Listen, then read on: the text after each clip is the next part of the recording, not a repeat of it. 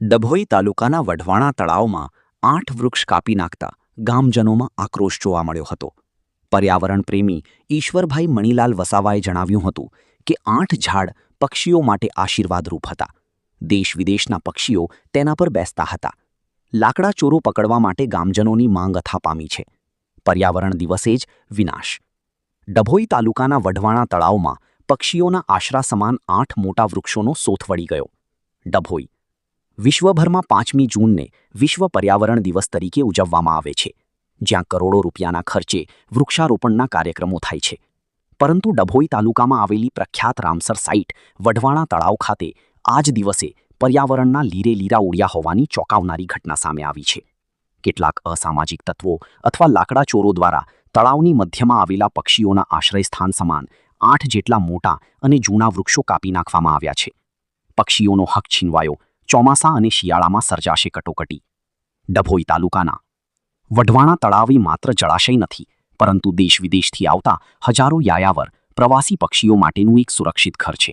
જ્યારે તળાવ પાણીથી ભરાયેલું હોય છે, ત્યારે આ વૃક્ષો પક્ષીઓ માટે બેસવા, આરામ કરવા અને માળો બાંધવા માટેનો મુખ્ય સહારો બને છે. હવે આ વૃક્ષો કપાઈ જતા આગામી ચોમાસા અને શિયાળાની ઋતુમાં આવનારા પક્ષીઓ માટે બેસવાની મોટી કટોકટી સર્જાશે.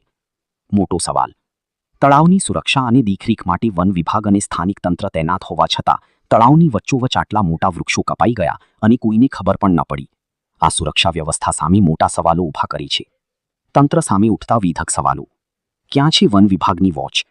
તળાવની આસપાસ સતત દેખરેખ રાખવાનો દાવો કરતા અધિકારીઓ આ ઘટના સમયે ક્યાં હતા? આટલા મોટા 8 વૃક્ષો કાપીને લઈ જવા એ કોઈ એક માણસનું કે મિનિટોનું કામ નથી. શું ત્યાં રહેતા લોકોને ક્યાં ખબર જ ન પડી? પગી કે અધિકારીઓને? ગુનેગારો સામે ક્યારે થશે એક્શન? વઢવાણા પક્ષી સરોવર એ પક્ષીઓ માટેનું એક આશ્રય સ્થાન બનતું જાય છે. ત્યારે ગઈકાલે 5 જૂનના દિવસે જે વિશ્વ પર્યાવરણ દિવસ ઉજવવામાં આવે ત્યારે સરકારે અને સરકારના લગતા કેટલાય ખાતાકીય સંસ્થાઓ દ્વારા વૃક્ષારોપણ કરી અને સંસ્કૃતિ પ્રકૃતિની જાળવણી માટે વૃક્ષારોપણના પ્રોગ્રામ કરવામાં આવે છે. ત્યારે વઢવાણા પક્ષી સરોવર ખાતે વૃક્ષોનું સદંતર માટે નિકંદન કરવામાં આવ્યું છે. જે લોકોએ આ વૃક્ષો આપ જોઈ રહ્યા છો તસવીરમાં, વૃક્ષો કાપવામાં આવ્યા છે, એ લોકોને અમારા પ્રકૃતિ પ્રેમી તરફથી એક માંગ છે કે આ લોકોને કડકમાં કડક સજા થવી જોઈએ અને એક વૃક્ષ દીઠ 10 વૃક્ષ વાવવા માટે એમનો દંડ કરવો જોઈએ. એ રીતે અહીંયા સ્થળ પર લગભગ 8 વૃક્ષ કપાયા છે, તો 8, 10, 80 વૃક્ષ 5 વર્ષ સુધીને વાઈને એને ઉછેરે એવો દંડ કરવો જોઈએ. તો આવા પ્રકૃતિ વિરોધી માનસિકતા ધરાવતા લોકોને ખરેખર એમને દંડ મળવો જ જોઈએ, સજા મળવી જ જોઈએ.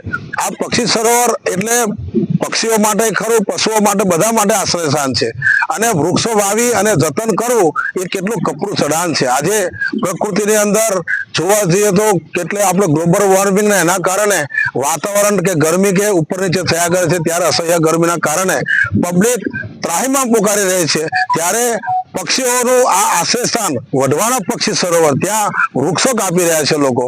અહીંયા આ વૃક્ષો જે કાપ્યા છે એમાં કેટલાક પક્ષીઓના માળા હતા, જે માળાઓ તૈયાર કરીને પક્ષીઓ ઈંડા અને બચ્ચા પણ ત્યાં કર્યા હતા. પરંતુ આ જોયા ભર્યા આગળ જે વૃક્ષો કાપ્યા છે, પક્ષીઓના ઘર છીનવાઈ ગયા છે અને આ વૃક્ષો કપાવવાથી અમારા